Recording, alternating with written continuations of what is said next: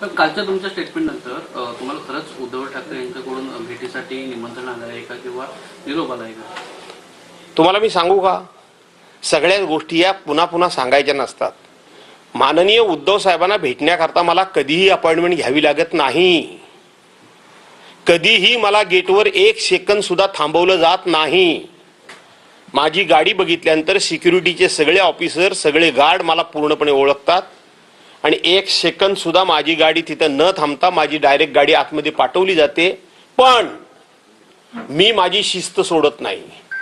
मी गेटवर उभा राहतो, मला चेक करा म्हणून सांगतो का, तर माझ्या नेत्याची सुरक्षा मलाच महत्वाची आहे आणि मी ती बाळगली पाहिजे, मी राखली पाहिजे.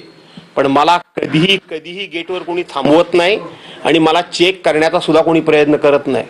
त्यामुळे उद्धव साहेबांनी मला बोलवायला पाहिजे आणि मग मी गेलं पाहिजे असं काही कारण नाही. मला वाटेल तेव्हा मी कधीही जाऊ शकतो, त्यांना वाटेल तेव्हा ते मला कधीही बोलवू शकतात.